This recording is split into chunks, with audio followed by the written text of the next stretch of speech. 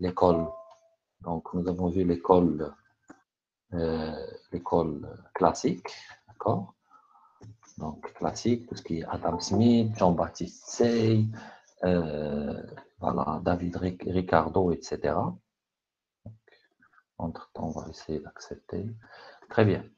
L'école classique, le courant, donc, excusez-moi, le courant libéral, tout d'abord, d'accord?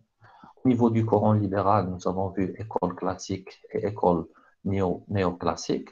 Donc, nous avons vu aussi le courant marxiste, avec Karl Marx. Et puis, aujourd'hui, nous allons terminer ce chapitre sur les courants de pensée avec le courant keynésien. D'accord?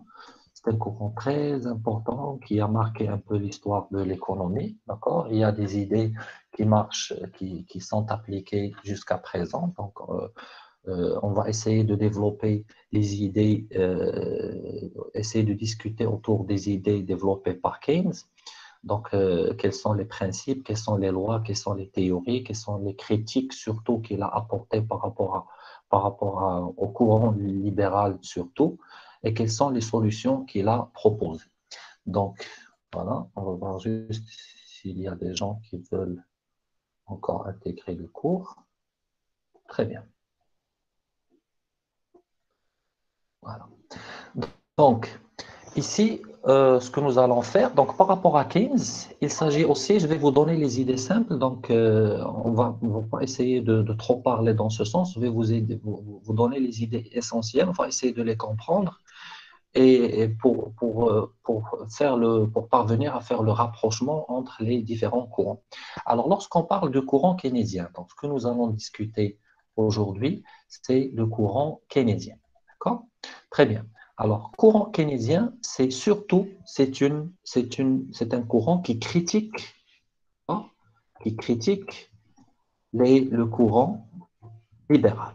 D'accord? Surtout le courant classique. Donc, ce qu'il faut savoir au début, c'est, donc, comme Karl Marx, Jean Maynard Keynes, il est contre le courant libéral, contre les idées développées par le courant libéral. Alors, ici, je vais vous donner quelles sont les idées qui ont été développées par le courant libéral et qui ont été critiquées par le courant, par Jean Maynard Keynes et les auteurs et les chercheurs et les économistes qui sont venus par la suite et qui ont adopté les idées de Keynes. D'accord? Donc, l'école libérale, il avance des idées comme des lois, comme déjà la loi des débouchés. D'accord? Nous avons vu au niveau de la loi des débouchés que l'offre crée sa propre demande, donc entre parenthèses, offre crée sa propre demande. Donc, c'est la loi des débouchés développée par Jean-Baptiste Say, d'accord? Aussi, ils disent que la monnaie est neutre. Ça veut dire que c'est juste un instrument de transaction, ça veut dire que c'est juste un instrument d'échange de biens et de services, d'accord? Et ils ont parlé aussi de la permanence, tout ça on l'a vu, la permanence de l'équilibre économique, d'accord? De l'équilibre économique. Ils disent que l'équilibre est toujours réalisé. Ça veut dire, donc c'est ce que je vous ai souvent expliqué, ça veut dire si jamais l'offre est supérieure à la demande, ça veut dire que les prix vont baisser pour que les gens, pour les consommateurs, puissent acheter les quantités offertes. Si la demande est supérieure à l'offre, les prix vont augmenter pour que cette demande baisse au niveau de l'offre. D'accord? Ce sont des idées, ce sont des idées qui ont été développées par les économistes qui s'inscrivent au niveau du courant libéral. D'accord? Maintenant, on va dire que toutes ces idées ont été critiquées par Jean Maynard Keynes. D'accord? Donc, tout d'abord, regardez au niveau de votre cours. D'accord? Donc, ici, on parle de regarder surtout ici le deuxième point. Il refuse la loi des débouchés de Jean-Baptiste Say. D'accord? Donc, pour Keynes, l'offre ne crée pas sa propre demande. Nous allons voir comment. D'accord? Comment l'offre ne crée pas sa propre demande? Pourquoi les libéraux disent que si vous produisez, forcément, vous trouverez un acheteur? Le Keynes, il dit que pas forcément. Donc, normalement, vous pouvez produire et ne pas trouver un acheteur, etc. D'accord? Ce que je tiens à préciser, que la vision de John Maynard Keynes, c'est une vision macroéconomique, c'est pas comme les néoclassiques, donc c'est une autre remarque. Donc, la première, donc ici, on essaie de traiter les points principaux et par la suite, on va étudier le détail au fur et à mesure. D'accord? Donc, tout d'abord, hein, tout d'abord, Schnapp, qu'il critique le courant libéral, tout d'abord, son étude est macroéconomique. Donc, sa pensée est macroéconomique. Donc, j'explique. Macroéconomique. D'accord? Alors, euh, si vous vous rappelez très bien, donc ici, lorsqu'on a parlé de l'école libérale, nous avons vu l'école classique et l'école néoclassique. Ou l'école néoclassique, nous avons dit que les économistes de l'école néoclassique se penchent surtout sur l'étude du comportement individuel. Ça veut dire le comportement microéconomique, ça veut dire l'étude du comportement du consommateur, la fonction d'utilité, l'utilité marginale, etc., courbe de préférence, etc., etc., etc. Il étudie le comportement du producteur, donc tout ce qui est recette marginale, profit, notion de profit, contrainte, fonction de production, etc. D'accord? Keynes, sa vision est macroéconomique, ça veut dire il étudie, donc si on veut donc résumer la portée de ses pensées, donc il s'agit de l'étude du comportement, alors regardez, comportement agrégé. Agrégé, qu'est-ce que ça veut dire comportement agrégé? Ça veut dire le comportement d'ensemble.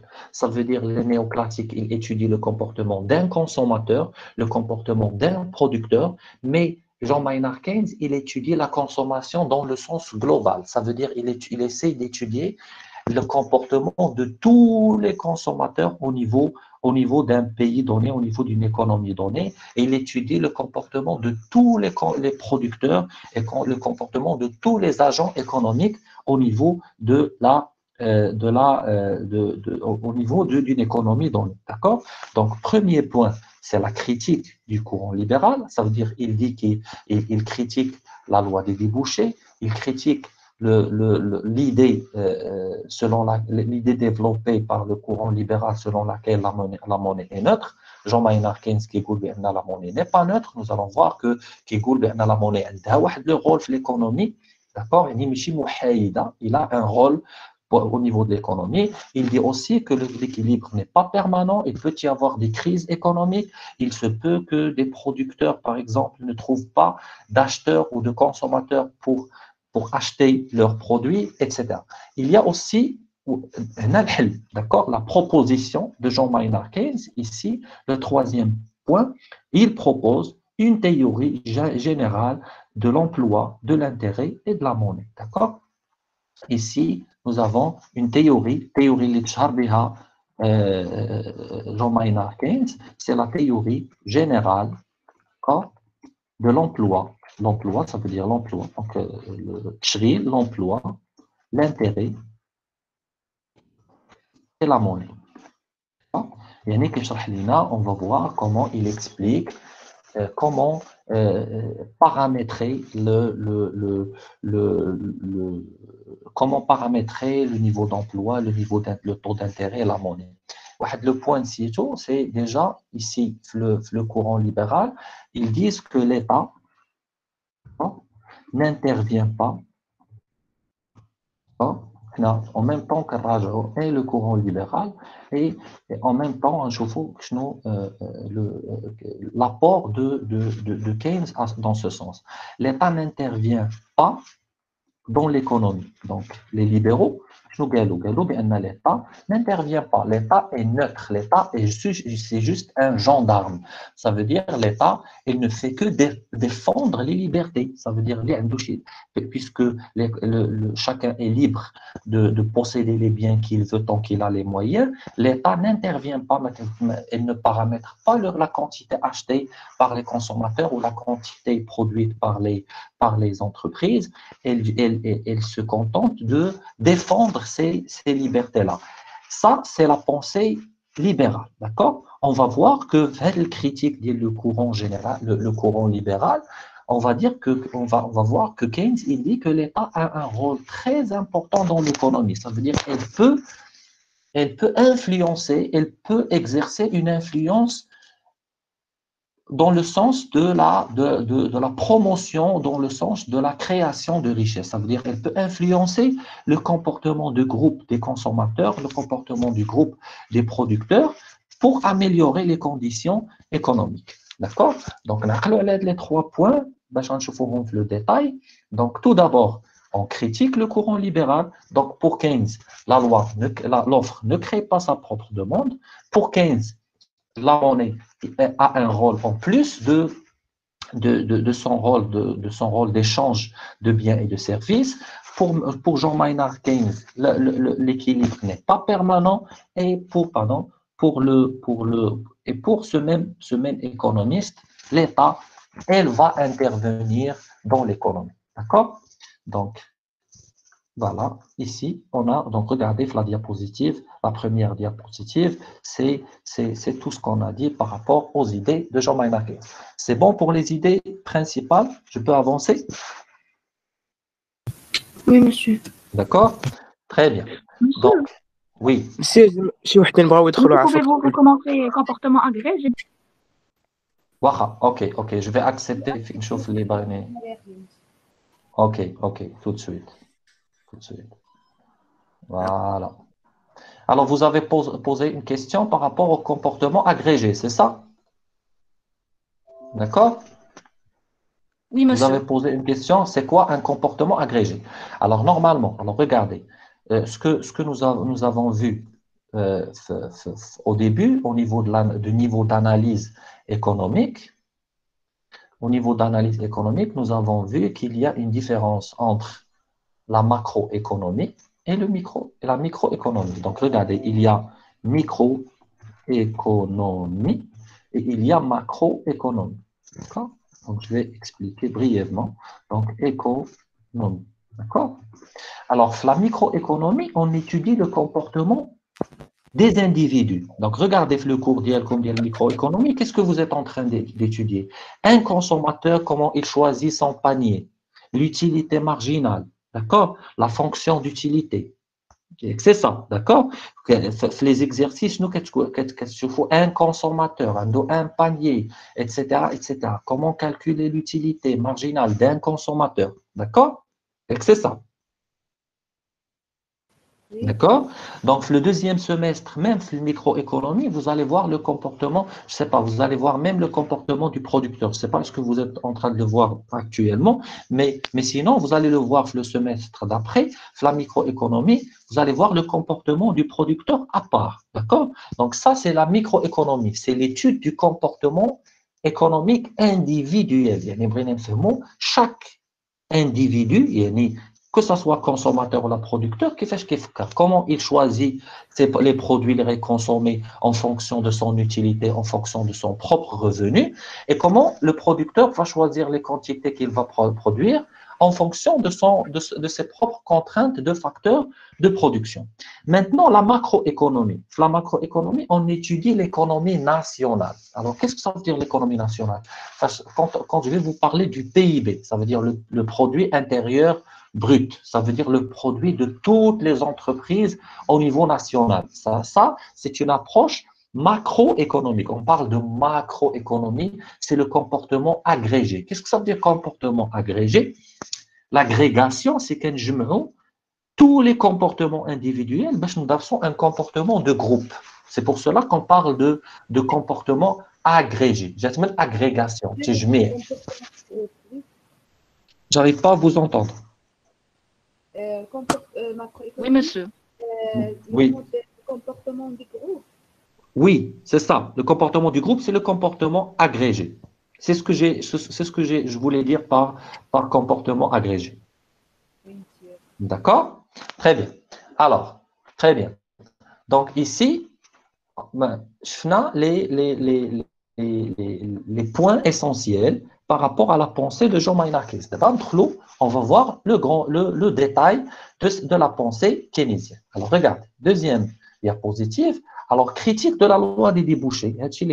Au début, critique de la loi du courant libéral, surtout critique de la loi des débouchés. Alors, Jean Maynard Keynes, donc déjà cette loi, donc juste ici, la diapositive, on a un rappel par rapport à cette loi. La loi suppose qu'il n'y a pas de crise économique parce que l'offre crée toujours une demande équivalente. Ça veut dire qu'il n'y aura pas de crise.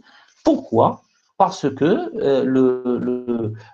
l'offre crée sa propre demande. Jamais le producteur ne trouvera un problème pour vendre son produit, et jamais le consommateur ne trouvera le problème. Pardon. Alors ça, c'est la loi des débouchés, d'accord?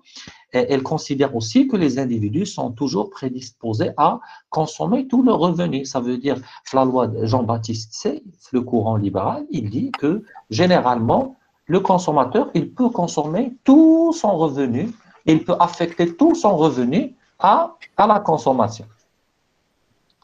D'accord? Voilà. S'il vous plaît, les micros, vous oubliez les micros. Oumaima. Voilà, très bien. Donc, voilà. Donc, ici, par rapport à Keynes, il critique cette notion. Il dit que, par exemple, le consommateur peut ne pas consommer la totalité de son revenu. D'accord? Donc, il critique en général la loi des débouchés. Alors, ici, maintenant, l'apport de Keynes. Tout ce qui précède, on l'a déjà vu au niveau du courant libéral. Alors, regardez.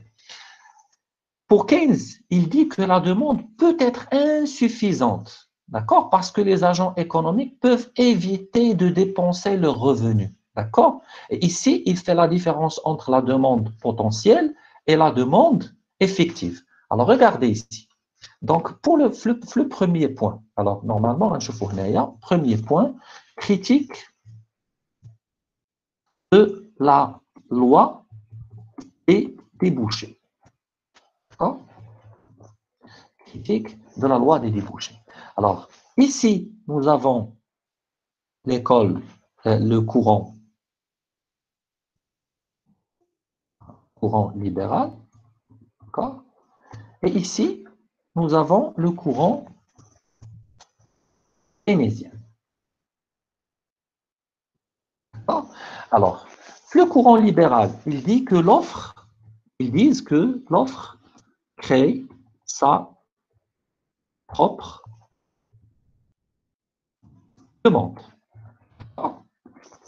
Et ils disent que le consommateur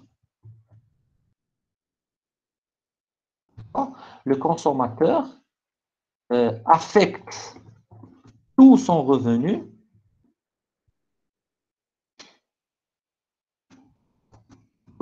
à la consommation. À la consommation.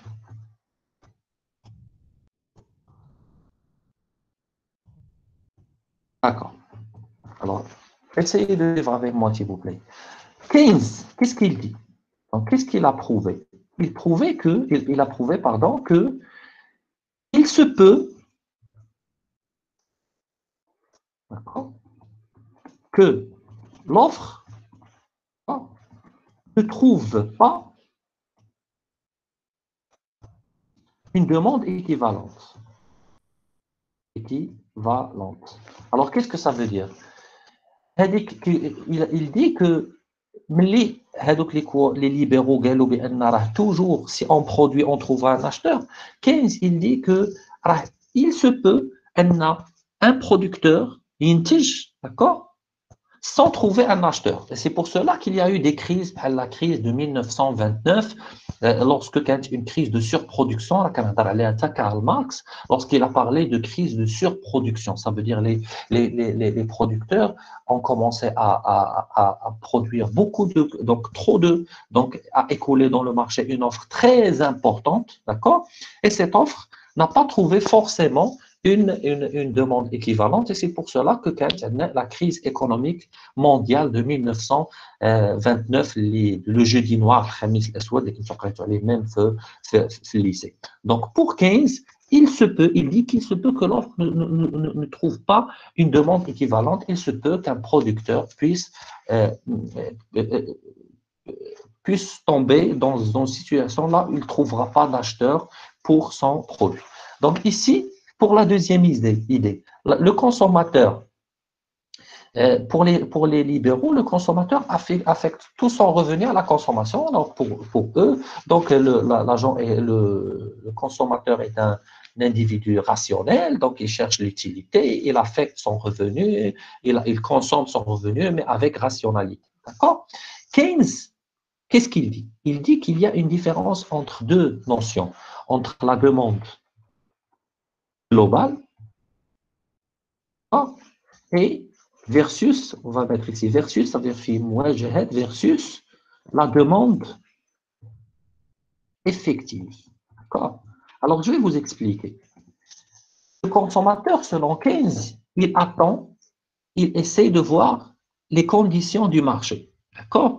Il essaie de voir, il étudie son revenu. Ça veut dire les consommateurs en général, ils étudient leur revenu, ils essaient d'analyser et ils adaptent leur consommation à la conjoncture du marché. Ça veut dire, il apprête par exemple que je dois épargner, je vais épargner. Il apprête un encouragement à la consommation, je vais consommer. D'accord? Donc c'est pour cela que Keynes, il dit que pas forcément tout le revenu du consommateur va être affecté à la consommation. Il peut être épargné. Ça veut dire le consommateur, il peut même investir son argent dans des projets, par exemple, d'investissement, dans un projet ou autres projets d'investissement donnés. D'accord? L'idée, est-ce qu'elle est claire? Oui, monsieur. D'accord? Très bien. Donc, excellent. Très bien. Donc, ici, par rapport à la demande effective, d'accord?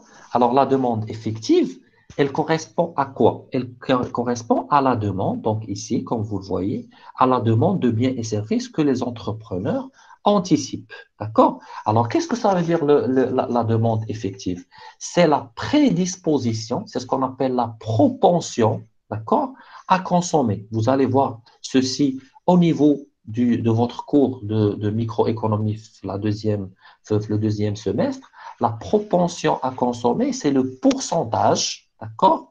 Le pourcentage que le consommateur consacre à la consommation. Alors, regardez, c'est comme un exemple même très simple, numérique. Donc, supposons qu'un consommateur, d'accord? Un consommateur, d'accord? Il touche, par exemple, comme salaire, donc il a un salaire, de, par exemple, 15 000 dirhams, d'accord, par mois. D'accord?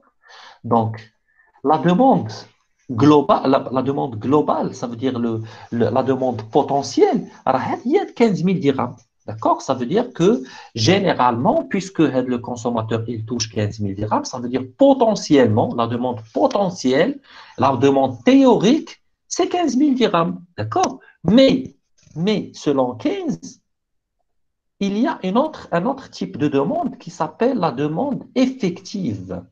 D'accord? La demande effective, donc ici, on va dire que la demande potentielle pour ce consommateur. Je rappelle que Jean-Marie Keynes, il étudie le comportement pas d'un seul consommateur, mais de plusieurs consommateurs. Alors, la demande potentielle, si il a pris le consommateur, c'est 15 000 grammes. D'accord? Mais il y a ce qu'on appelle la demande effective. D'accord? La demande effective, يعني الطلب الفعلي, d'accord? يعني ce que le consommateur va réellement, à la fin, qu'est-ce qu'il va consommer, d'accord? Donc, ça dépend de ce qu'on appelle la propension. Donc, ici, le pourcentage de consommation. Alors, qu'est-ce que ça veut dire le pourcentage de consommation? Jean-Maïna 15 et les économistes qui suivent ces idées, qui ont suivi ces idées, ils ont essayé d'étudier ce qu'on appelle la fonction de consommation et comment le groupe de consommateurs détermine ce qu'on appelle la propension à consommer. Alors, supposons qu'on a trouvé que cette proportion est égale à 0,4 ou 40%. Alors, 40% dépend de bzaf de choses, dépend de l'emploi, dépend du pouvoir d'achat, vous allez voir au niveau de votre cours de macroéconomie comment les consommateurs déterminent leur fonction de consommation. D'accord? Donc, si c'est 40%, ça veut dire que ici la demande effective, c'est pas 15 000, c'est 15 000 fois 40%. D'accord? C'est 15 000 fois 40%. Je vous donne la différence entre les libéraux et les keynésiens. Alors, Keynes, il étudie et il se concentre sur ces 6 000, mais sur ces 15 000. Pourquoi? Parce qu'il trouve que, logiquement, le consommateur ne va pas affecter tout son revenu à la consommation. Ça veut dire on va voir comment il fait pour affecter son revenu.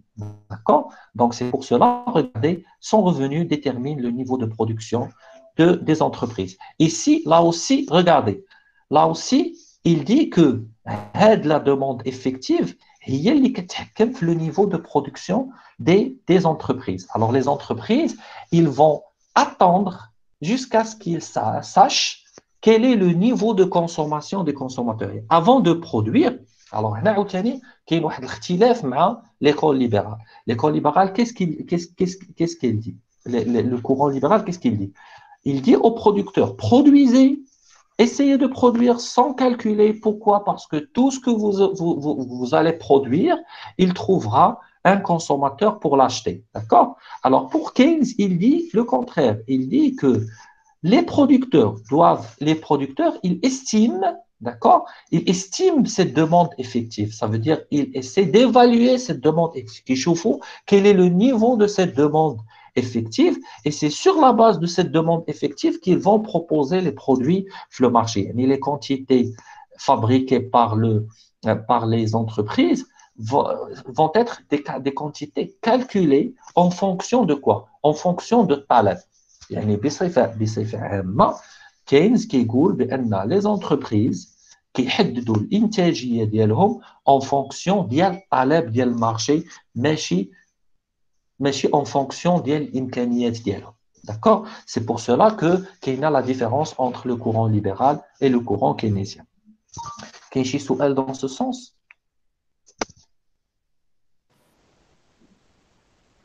سؤال, est-ce que c'est clair? Monsieur, s'il vous plaît, Oui, je vous écoute. est-ce que la demande potentielle, c'est la demande globale? La demande potentielle, c'est la demande globale générale. D'accord, c'est la demande totale. D'accord? Nous allons voir le schéma tout de suite. Nous allons voir un schéma qui va vous montrer la demande globale, quelle est la différence entre la demande globale et la demande potentielle. D'accord? Alors, regardez ici. Donc, voilà.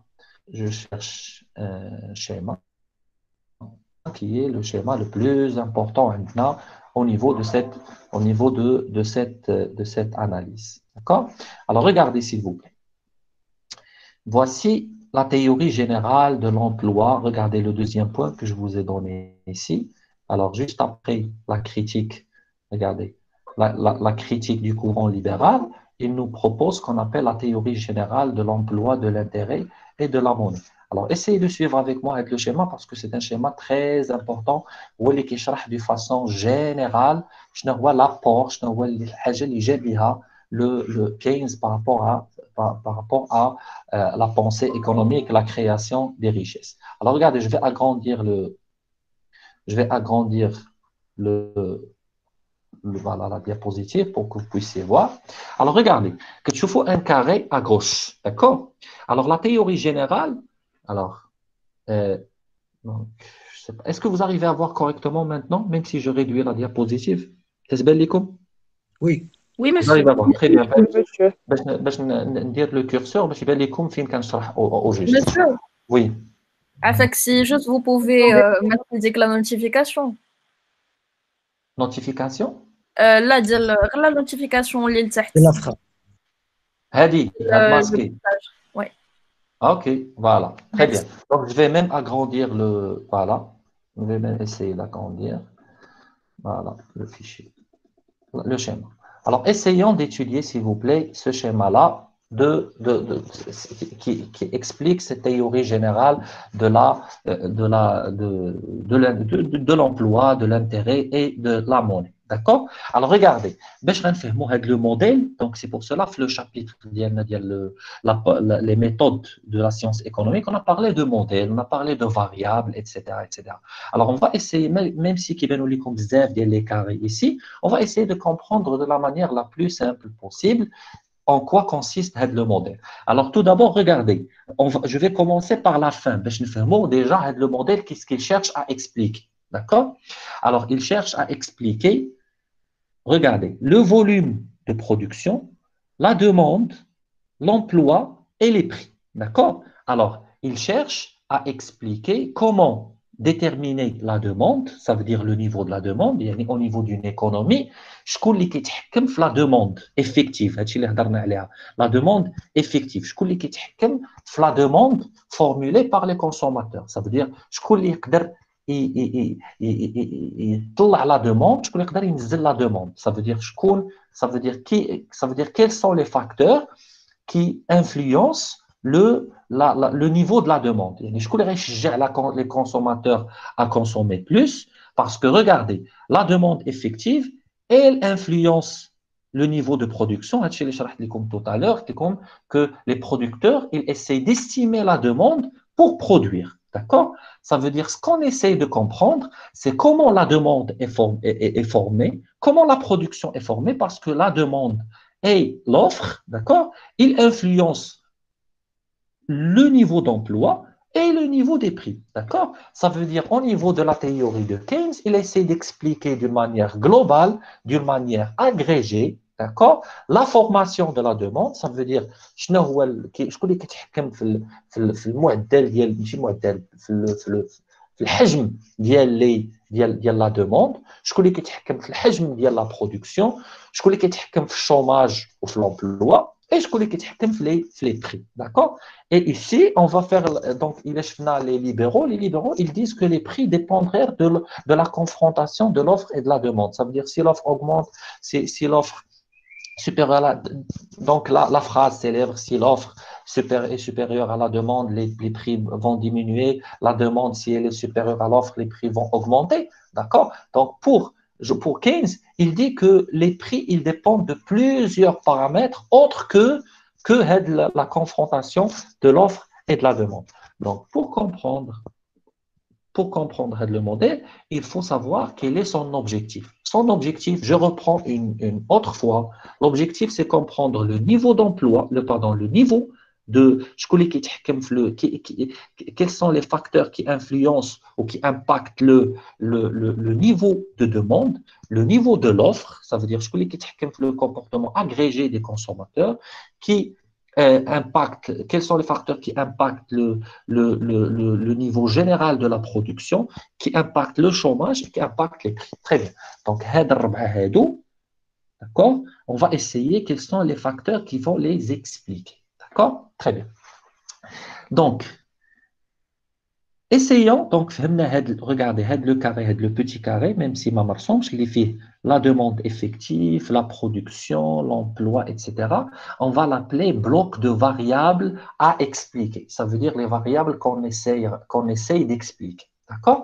Maintenant, nous allons voir les variables explicatives. Ça veut dire les notions qui vont nous permettre d'expliquer la demande, l'emploi, etc.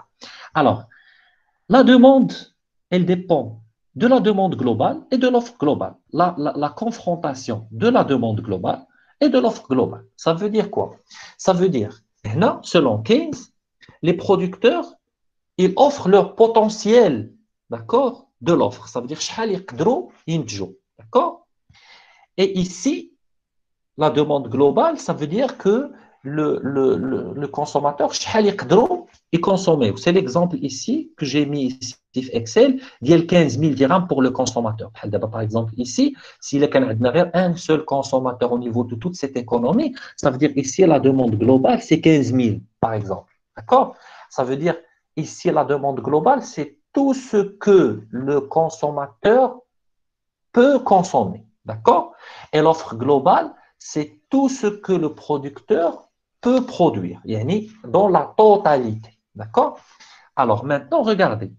La consommation, la demande globale du consommateur, la demande en termes de quoi? En termes de produits de consommation, en termes de produits d'investissement. Alors, je connais le revenu et le marché de la monnaie. D'accord?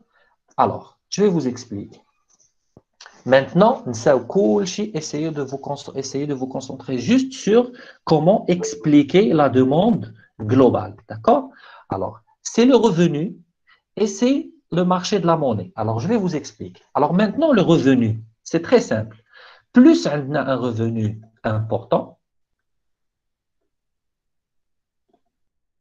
alors plus on a un revenu important, plus on a un salaire ou un revenu important, plus qu'on a la consommation importante ou même l'épargne importante.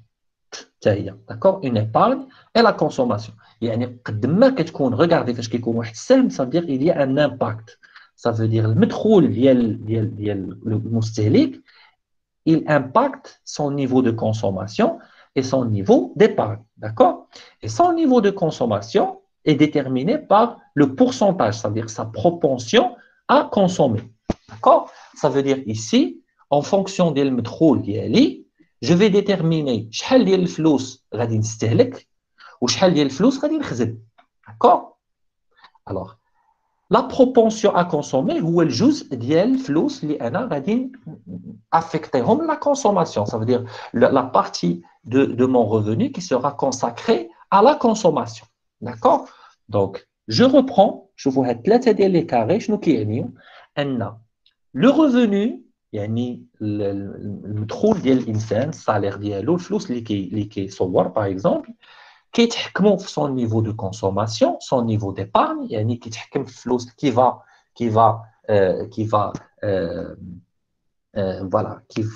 consommer et qui va épargner. Très bien. D'abord, l'épargne, c'est quoi? C'est l'argent non utilisé. D'accord? C'est l'argent que je vais gagner et que je vais laisser à part. C'est quelque chose اللي حاطينهم في البنكة ولا مثلا شحال هذه les personnes اللي كانوا كيديروا داك الكوفر فور ديالهم كيحطوا فيه الفلوس البيي d'argent. D'accord? ادخار. Très bien. Voilà, exactement. Alors maintenant, il faut faire la différence entre le déchar ou le stitmar. D'accord? Alors, إمتى كنهضروا على الاستثمار. D'accord? L'istithmar, c'est l'isti'mal ديال الدخار. Ça veut dire que je vais employer, d'accord, ou investir l'argent ديالي ou je vais épargner, pardon, je vais emprunter نسلف من عند la banque pour investir de l'argent. D'accord? Alors maintenant, شنو اللي كيتحكم في l'investissement? Ça veut dire ici, قلنا شكون اللي كيتحكم في la consommation. Ça veut dire ici, شكون اللي كيتحكم في le niveau de consommation des individus. D'accord? Maintenant, nous allons voir l'investissement. Ça veut dire qui c'est qui va pousser les individus à investir. Ça veut dire, la consommation, le divertissement, etc. La consommation, les biens de consommation. Bien sûr, parce qu'on a la consommation, au début, le premier chapitre, les biens de consommation finale, les biens d'équipement, etc. Maintenant, nous allons voir l'autre partie du comportement, le comportement d'investissement. Ça veut dire investir l'argent. L'investissement, ça veut dire l'argent pour gagner, pour réaliser des recettes étalées dans le temps. Ça veut dire les recettes à long terme. Alors maintenant, les propensions à investir. Je connais qui l'investissement. Alors regardez ici, on a par exemple en arrière, باش نشرح toujours parce que tu vois la flèche, ça veut dire le paramètre qui تحكم في le paramètre. كنفهموا حنا un modèle économique. Alors regardez, le marché de la monnaie offre et la demande de la monnaie. Alors هنا Keynes, qu'est-ce qu'il a dit? Que pour encourager l'investissement, qu'est-ce qu'il faut faire? Il faut imprimer la monnaie. يعني خصنا نطبعوا الفلوس. D'accord? Alors, il a طبعنا الفلوس كيوليو الفلوس بزاف. Ça veut dire إلا بغيت نمشي عند البنكة نطلب منها par exemple عندي un projet طلبت منها مليون. Alors ديك المليون c'est sous forme de quoi? C'est sous forme d'argent. D'accord? C'est sous forme de monnaie. Alors فاش كتسلف شنو كتسلف؟ كتسلف la monnaie. D'accord? Donc c'est pour cela que le marché de l'offre et de la monnaie, l'offre et la demande de la monnaie, ça veut dire si il y a des billets de banque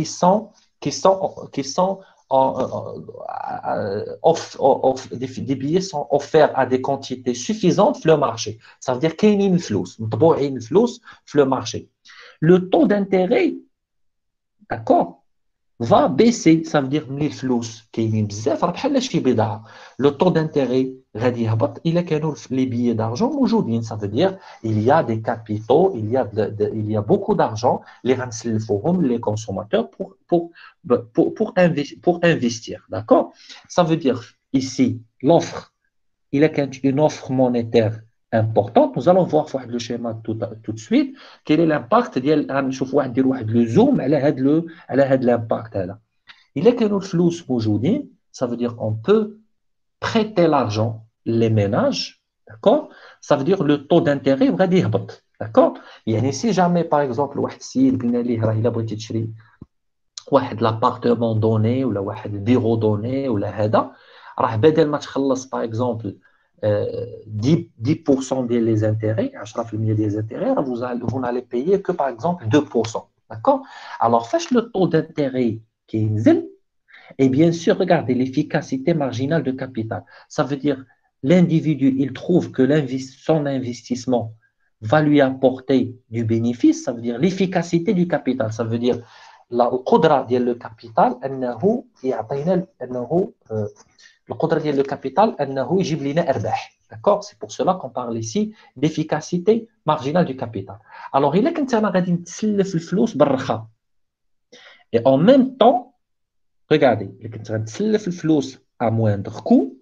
Et en même temps, dès que l'investissement ديالي عارف بأنه il est efficace. D'accord?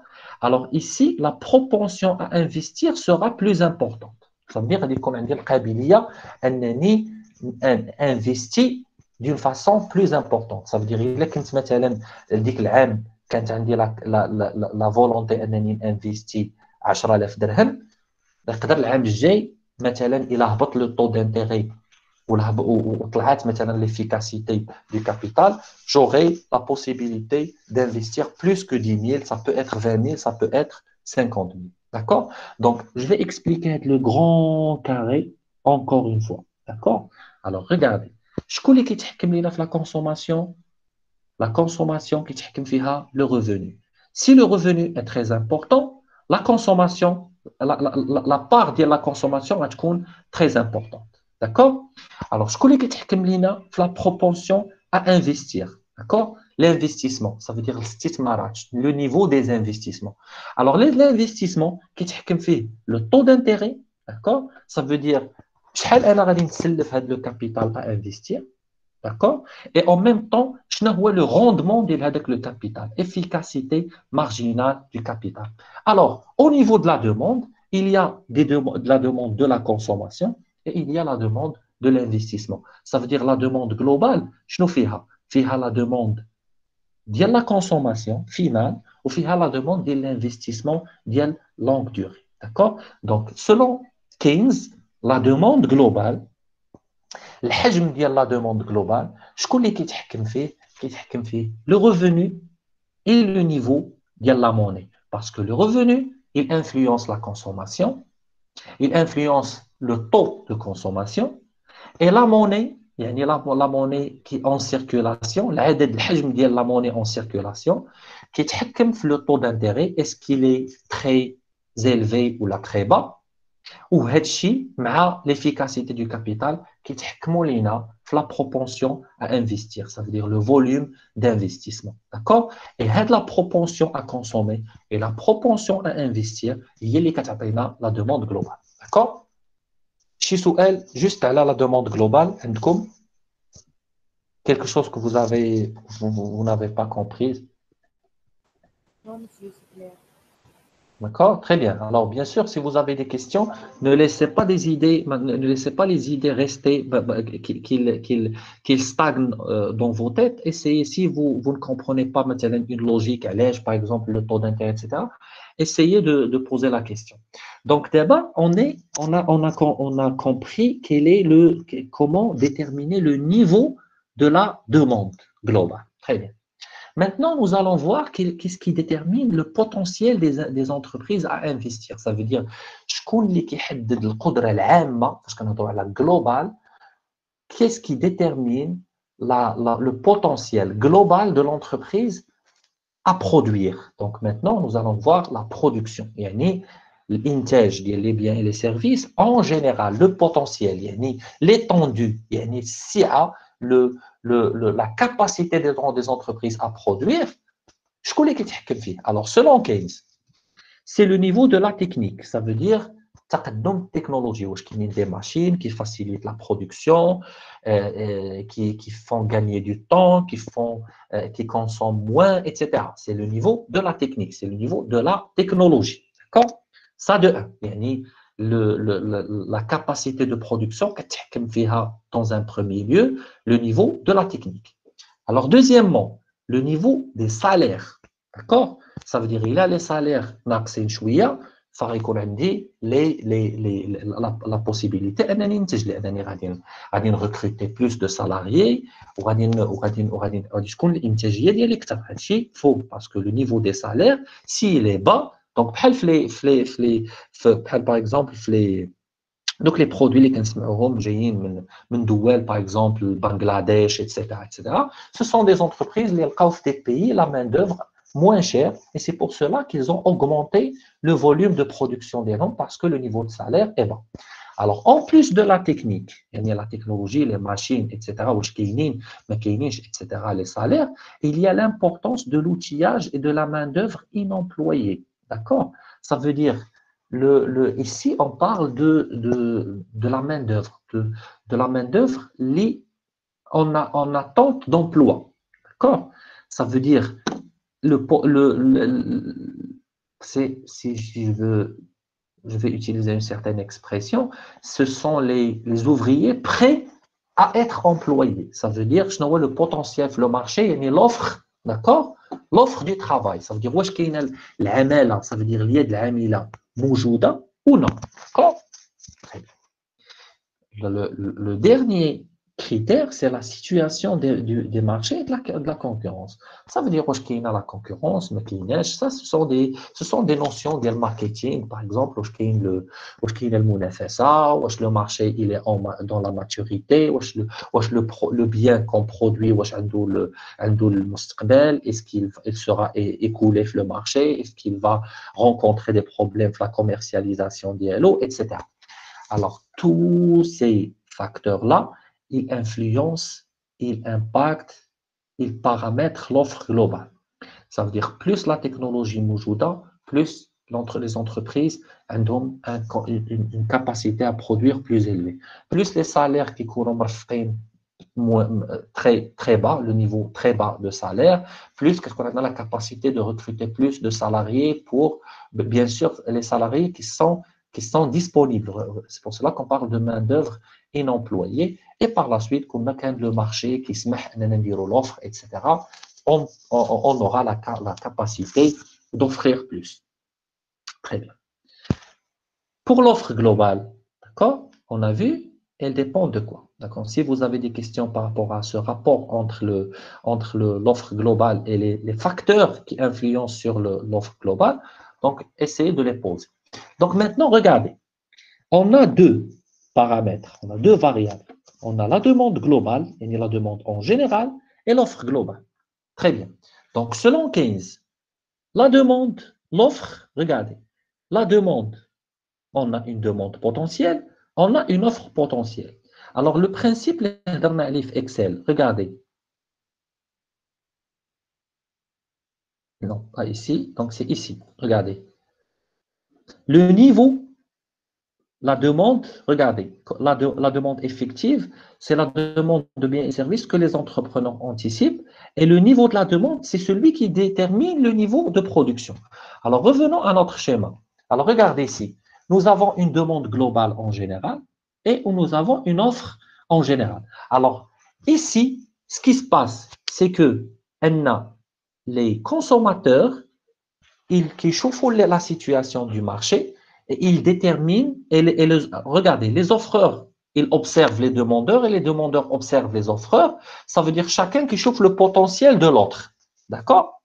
Alors, les offreurs, ils déterminent leur production en fonction de la demande effective. Ça veut dire le degré de sérieux par rapport à la consommation des individus. Ça veut dire ici, même si j'ai un potentiel, alors je vais chercher à utiliser des mots très simples. Alors normalement ici, supposons qu'une entreprise a un potentiel de production d'un million d'unités. D'accord? Alors maintenant, elle va essayer de déterminer la demande effective. D'accord? Alors la demande effective, c'est l'anticipation,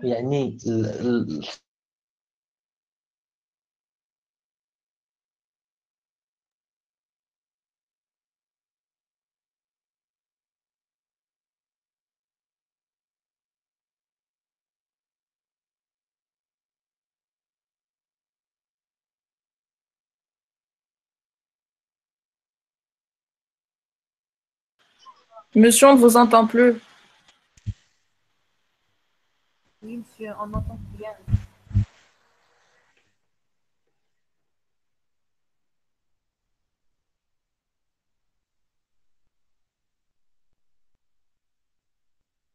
effectivement, le consommateur a la possibilité de le potentiel ديال 1 million d'unités, mais le consommateur ne peut pas demander, ou les consommateurs ne peuvent pas demander 1 million d'unités. عندهم المقدورة ديال يلاه يطلبوا par exemple 500 000. D'accord? Donc c'est pour cela que malgré j'ai مسيو oui, الصوت الصورة مشوهة مبقيناش كنسمعو يلا رجع d'accord. فين امتى حبس؟ لا دوموند افيكتيف La demande effective. Très bien. Donc, ici, donc, par rapport à la demande effective, alors regardez, qu'est-ce qu'on a dit? On a dit que l'offreur, il essaye d'anticiper cette demande effective. Donc, qu'est-ce que ça veut dire anticiper cette demande effective? Qui chauffe quelle est la part, quel est le pourcentage, quelle est la partie que le consommateur va consacrer, la partie du revenu, par exemple, que le consommateur va consacrer à la consommation. Ça veut dire l'exemple, c'est que même si maintenant, les offreurs, maintenant, les entreprises ont une capacité, par exemple, par rapport à un produit, par rapport à un produit donné, عندهم les machines ou les salaires, اللي يقدروا يمكنوهم انهم ينتجوا 1 million d'unités d'un produit donné. هما عندهم الإمكانية, ils ont la possibilité de produire هذوك 1 million d'unités, mais lorsqu'ils ont étudié le marché, لقاو بأن les consommateurs ne vont pas consommer 1 million d'unités. Ça veut dire que la demande effective, par exemple, calculée ou anticipée, c'est juste 500 000. D'accord? Alors, il a لقاو بأنهم 500 000, les producteurs ne vont pas produire 1 million. Ils jouent le potentiel ديالهم. Ils vont produire en fonction de la demande effective. Ça veut dire l'intégité ديالهم, elle va suivre la demande effective. D'accord? Et bien sûr, regardez ici, la production. Il a le niveau de production. Ça veut dire il a maintenant la demande, ou quand les entreprises ont les capacités, etc. le niveau de production. Ça veut dire que les entreprises, غيحتاجوا يد عامله غادي تكونوا des usines يتحلوا جداد des entreprises qui vont s'ouvrir etc. Ça veut dire plus كيكون عندنا le volume de production plus كيكون عندنا le volume d'emploi. Ça veut dire la production des entreprises كتطلع le volume des emplois. Il y a des entreprises لقاو بان عندهم les quantités à produire, ils auront la possibilité d'augmenter leur volume d'emploi. Maintenant, quelle est la relation entre le volume de l'emploi et le niveau général des prix? C'est tout simplement le niveau des emplois, il va paramétrer le pouvoir d'achat. Même la pensée marxiste. Le volume de l'emploi, il va paramétrer le niveau général des prix. Pourquoi? Parce que le jeu du pouvoir d'achat, si parce que les employés sont des consommateurs. Regardez, le niveau d'emploi, on a le schéma ici. D'accord? Le niveau de l'emploi, il va influencer soit positivement, soit négativement le niveau général des prix. Ça veut dire que les prix sont déterminés par tous ces paramètres et chaque paramètre dépend de l'autre. D'accord? Donc, d'une façon générale, quelle est la théorie avancée par John Maynard Keynes? La théorie, c'est que le revenu influence sur la consommation. L'offre de la monnaie influence sur la propension d'investissement. Alors, la part de l'investissement et la part de la consommation déterminent la demande globale. Ça veut dire le potentiel global des demandeurs. D'accord? Le potentiel global des demandeurs rencontre le potentiel global des offreurs. La capacité des offreurs à produire qui dépend des équipements, dépend des salaires, dépend du marché. D'accord? Les offreurs, ils essayent de calculer quelle est la part de la demande globale qui sera consommée effectivement. C'est ce qui détermine la demande effective. D'accord? La demande effective va paramétrer le nombre de produits qui seront fabriqués par les entreprises. Le nombre de produits qui sera fabriqué, qui va être fabriqué par les entreprises, s'il est grand, il va augmenter le niveau d'emploi. S'il est bas, il va baisser le volume de l'emploi. Le volume de l'emploi, à travers son impact sur le pouvoir d'achat, il va déterminer le niveau général des prix. D'accord? Ça veut dire c'est le pouvoir d'achat, la capacité de production, la capacité d'achat du consommateur, c'est elle qui va paramétrer le potentiel ou là le niveau général des prix. C'est clair? Des questions? Oui, monsieur, c'est clair. D'accord? Pour les autres, c'est bon? Pour tout le monde? Oui, monsieur. Oui, Très monsieur. bien. Oui. Monsieur, Oui, oui. Une question? monsieur, pour le niveau général des prix, c'est l'inflation, ce qui va engendrer une inflation pour... L'inflation toujours dépend de la confrontation entre le volume des transactions et l'offre monétaire. D'accord? Ici, on parle du niveau général, du niveau général des prix, même influencé par d'autres critères que l'inflation, qui seront influencés par le niveau de revenu, voilà, ça peut être et l'inflation et le progrès et le développement des produits, des biens et des services et le développement des richesses. D'accord? Donc, c'est pour cela que, par exemple, si on veut se concentrer sur l'inflation, on va dire que, par exemple, les consommateurs touchés, par exemple, la moyenne des salaires, par exemple, un grand cadre, il touche 2000, 3000 dirhams, et avec les 2000, 3000 dirhams, il parvient à acheter la maison, la voiture, et il arrive, par exemple, à assurer un certain niveau de vie. D'accord? Mais maintenant, il faut y avoir plus de salaires. Pourquoi? Parce que la société s'est développée. Le volume de production,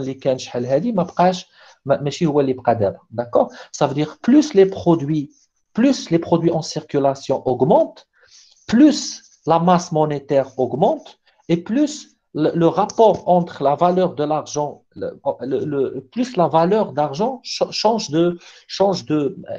déjà. Donc, ici, lorsqu'on parle de niveau général des prix, c'est toujours la confrontation entre l'offre monétaire et le volume des transactions, le volume des biens et des services. Et bien sûr, ça peut dépendre de l'inflation, comme ça peut dépendre du progrès technologique et de la nature des biens et des services en question. D'autres questions? C'est bon? Donc, il nous reste, je pense, deux. Hein, voilà, 3 diapositives très simples, parce que déjà, regardez, cette diapositive qui vient après le schéma, ici, elle explique ce que j'étais en train d'expliquer. La demande ne suit pas une règle particulière. La baisse de la consommation a un impact sur la production et sur le chômage. Regardez, la baisse de la consommation, elle aura un impact sur la production et sur le chômage. Yani la demande, il est هابطة. ما غاديش les entreprises ما غيتشجعوش انهم ينتجوا. Regardez ici l'apport de Keynes. Les libéraux كانوا كيقولوا بان le producteur il peut produire sans se soucier de la consommation. Ouais, ici Keynes il dit non, il dit que aslan la production elle dépend de la consommation. Mais si la demande qui va suivre l'offre, c'est l'offre qui doit suivre la demande. Donc ici, il n'existe pas de niveau parfait d'emploi, etc. L'application. Alors regardez, ici, par exemple, dans cette diapositive, il a proposé la solution. C'est le passage de l'état gendarme à l'état providence. Alors regardez, Jean-Maynard Keynes, il dit que l'équilibre du marché n'est pas permanent. Ça veut dire qu'on ne peut pas s'assurer de la permanence du marché. Ça veut dire l'équilibre du marché n'est pas automatique. Ça veut dire le prix ne peut pas équilibrer l'offre et la demande.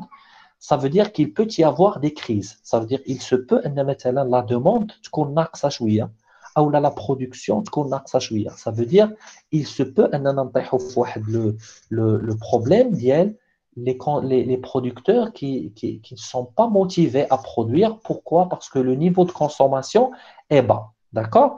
Alors, les crises, يقدروا يوقعوا في بزاف ديال les situations. La situation ديال, par exemple, تكون une démotivation à la consommation ou تكون une démotivation à la production. Ça veut dire que, en fonction du revenu ديال le consommateur, un pays donné, il se peut يشوف هو le revenu ديالو كي داير ويقدر يقرر انه يكونسومي moins parce que le revenu ديالو ما كيسمحش ليه, ne lui permet pas de consommer. D'accord? Le producteur, puisqu'il suit la demande effective, il peut dire que puisque le consommateur n'a pas la capacité de produire, de consommer, mais douche le revenu, le pouvoir de consommer, moi-même, je ne vais pas produire. Et il n'y aura pas d'entreprise, il n'y aura pas d'investissement, il y aura rien. D'accord? Donc, c'est pour cela que Keynes, il a dit qu'en cas de crise, d'accord? Qu'en cas de crise, l'État doit intervenir. D'accord? C'est pour cela que je vous ai expliqué que je vous ai dit tout à l'heure que Keynes, il est pour l'intervention de l'État. Alors, comment? Regardez ici. Le chômage est le résultat d'une insuffisance de demande effective. D'accord? Donc, est-ce qu'il y a un chômage? Pourquoi? Parce que déjà, regardez, c'est comme un cercle. D'accord? Le chômage, il existe. Pourquoi? Parce que les producteurs n'arrivent pas à produire, parce que les consommateurs n'arrivent pas à consommer, parce que ces consommateurs même sont en chômage. D'accord? Est-ce que vous arrivez à comprendre? Normalement, la demande, elle dépend de quoi? Elle dépend du revenu. Ou bien, si on a un revenu, c'est qu'on خدام. D'accord? Ça veut dire ici, il y a une demande. Il n'y aura pas de production.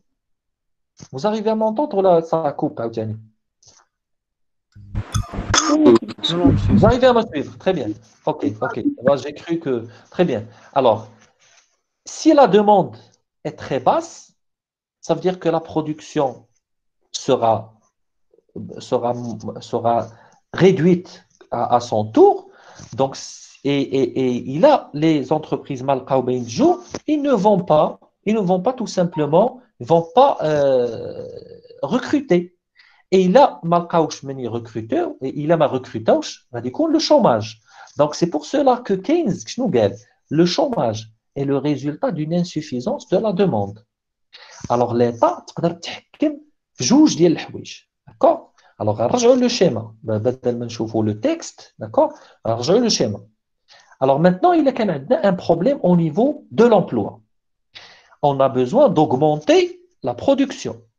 Alors, pour augmenter la production, on a besoin d'augmenter la demande. يعني باش نشجعوا les entreprises à produire, خصنا نشجعوا les consommateurs à demander. Alors, pour augmenter la demande effective, il faut augmenter le potentiel des consommateurs. Et pour augmenter le potentiel du consommateur, il faut augmenter le revenu ou il faut réduire les taux d'intérêt. D'accord? Donc, نشرح لكم d'une façon très simple.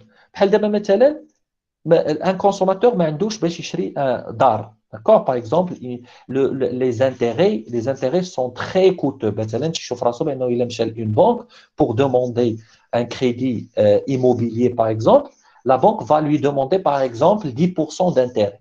Donc il va renoncer à la demande du crédit. Pourquoi? Parce que le crédit est très cher. D'accord? Donc ici, par exemple, la demande en appartement par exemple.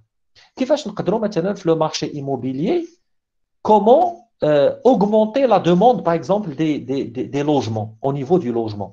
Donc, soit je vais diminuer le taux d'intérêt, ça veut dire je vais encourager le consommateur à investir dans l'appartement, soit je vais augmenter son revenu, d'accord? Et si j'augmente son revenu, je vais augmenter par conséquent l'épargne ديالو, وغادي يجمع الفلوس pour acheter avec l'appartement. Donc, c'est pour cela que l'État, elle peut intervenir. L'augmentation du revenu, comment? La baisse des impôts. Alors, regardez ici. Sur la consommation, l'État peut augmenter les revenus disponibles en réduisant la fiscalité. D'accord? Ça veut dire ici, l'État تشجع le consommateur, il a نقصات un peu من الضرائب اللي كيخلص. D'accord? Donc, supposons par exemple qu'un consommateur donné, il touche par exemple 10 000 dirhams de salaire, شوية جات l'État قالت ليه voilà, انت كنتي كتخلص كتشد 10 000 dirhams parce que كتخلص 2 000 dirhams d'impôts. Alors, par exemple, je vais réduire le volume d'impôts اللي كتخلص, وبدل ما غادي تخلص 2 000, tu vas payer juste 1 000. Ça veut dire que le revenu de ce consommateur va passer de 10 000 à 11 000 et il aura plus de capacité d'achat, etc. Soit sur l'investissement, donc en réduisant le taux d'intérêt, parce que l'État, c'est elle qui paramètre à travers la Banque centrale, Banque el par exemple au Maroc, c'est elle qui paramètre le taux d'intérêt. Alors, il a peut-être le taux d'intérêt, elle va réduire le coût des emprunts pour les ménages et le coût de financement des investissements pour les entreprises et elle va encourager la dépense, elle va encourager la consommation. Il y a une autre solution. L'État, elle peut augmenter ses dépenses, ça veut dire elle peut consommer. Donc, c'est ce qu'on appelle la politique budgétaire expansive. Donc, l'État va chercher à augmenter ses investissements. Ça veut dire l'État, il va le personnel. D'accord? Ça veut dire que c'est une solution apportée, c'est une autre solution apportée par Keynes pour augmenter le niveau de la demande et pour diminuer le chômage. Ça veut dire qu'il a demandé il a recommandé à l'État de faire des investissements. Ça veut dire qu'il a investi, d'accord? Avec l'investissement, regardez, si l'État investit, d'accord? Donc, ça veut dire que la demande étatique, elle va augmenter. وغيوليو الشركات خدامين مع ليطا بحال دابا مثلا بغات تبني الطرق غتبني السدود غتبني السبيطارات etc. شكون اللي غادي يبني دوك السبيطارات؟ Ce sont des entreprises. Ça veut dire que l'État, à partir de son investissement, elle va augmenter la production, l'emploi, etc. D'accord? Donc, c'est pour cela qu'on voit le rôle de l'État. Alors, regardez ici, l'État gendarme, donc les libéraux, كانوا كيشوفوا l'État comme juste un gendarme qui défend les libertés. Keynes كيشوف l'État comme providence. La providence هي بحال la grâce, يعني كتجي l'État بحال هي اللي كترحم l'économie أو مثلا هي اللي كتحب تنقذ الدور المنقذ ديال l'économie. Ça veut dire هي اللي كتشجع مثلا le consommateur ou تشجع l'investisseur, etc. Donc c'est pour cela qu'on parle d'État providence. La providence, ça veut dire c'est l'apport de solutions magiques, d'accord, à l'économie. D'accord? C'est clair? Oui, monsieur. Oui, monsieur. D'accord. Donc, ici, ici, le rôle de la monnaie, le rôle de la monnaie, donc par rapport les libéraux, quand le rôle de la monnaie, un rôle neutre, ça veut dire juste la monnaie, quand نخلصوا بها les biens et les services. Pour Keynes, la monnaie a un rôle important dans la promotion et dans la création des richesses. Alors regardez, c'est ce qu'on a expliqué à ce niveau-là, le marché monétaire, taux d'intérêt, etc. Pour Keynes, si on augmente le volume de la monnaie, ça veut dire là, le taux d'intérêt va baisser. Pourquoi? Parce que la monnaie en circulation sera très importante et on aura la possibilité de la prêter aux individus. Ça veut dire il y a كانوا الفلوس بزاف نقدروا نسلفوهم للناس à un taux un peu bas. D'accord? Alors, il y a qu'un taux de 10,000 رخيص, l'investissement va augmenter. Pourquoi? Parce que il a لقيت راسي بانني نقدر نتحصل على فلوس بطريقات moins chères, je vais demander des crédits pour investir. D'accord? Et si j'augmente l'investissement, regardez ici, si j'augmente l'investissement, la demande globale va augmenter, bien sûr, parce que l'investissement, c'est sous la forme de l'investissement la production, et l'investissement fait la création des entreprises, le recrutement, etc. Alors, si l'investissement augmente, bien sûr, la demande va augmenter. C'est selon ce schéma-là. Propension à investir, la demande va augmenter. La demande, l'achat des biens et des services et des biens d'équipement, etc. Et si la demande augmente, la production va augmenter et l'emploi va augmenter. C'est comme ça que Keynes perçoit le rôle de la monnaie. Donc, alors ici, si on veut résumer, le tableau d'Yanna, si on veut résumer, donc pour Keynes, l'État peut intervenir dans la promotion de l'économie. L'offre ne crée pas sa propre demande, donc l'offre dépend de la demande effective. Les consommateurs n'affectent pas tout leur revenu à la consommation, etc. Donc, il y a des idées très simples donc, par rapport à Jean Maynard Keynes. Bien sûr, ce cours-là sera complété par la suite par des exercices pratiques, donc des questions donc, auxquelles nous allons essayer d'apporter des réponses, des explications davantage. Donc, il y a ce cours et il y aura des séances. Donc, déjà, on a raté 2 séances par rapport aux jours fériés. Donc, on n'a pas pu faire le cours du 11 janvier et du 1er janvier parce qu'il y avait des jours fériés. Donc, j'ai programmé avec le responsable, avec les délégués des deux ensembles, à ce qu'on organise des séances de rattrapage mardi et mercredi. Donc, je vais publier par la suite. J'ai déjà donné au délégué l'horaire exact et il vous l'a communiqué, mais je vais publier au niveau de Classroom la confirmation de ces horaires-là par rapport à mardi et mercredi, en plus des séances de lundi, Inch'Allah. Donc, la semaine prochaine, avant la sortie des vacances, nous aurons une séance lundi, une séance mardi, une séance mercredi et une séance vendredi. Donc, si jamais on arrête les cours après si jamais on arrête les cours après les vacances, donc normalement la semaine prochaine, Rinkuno Salina le contenu. Si jamais on prolonge le cours tel après les vacances, une semaine, 2 semaines de cours, on va les consacrer aux révisions, Inch'Allah. Des questions? Pardon? Quelles vacances? ما عندكمش le calendrier ما عندكمش un calendrier des vacances, non? Les vacances qui vont commencer les Non, monsieur. Monsieur, Oui.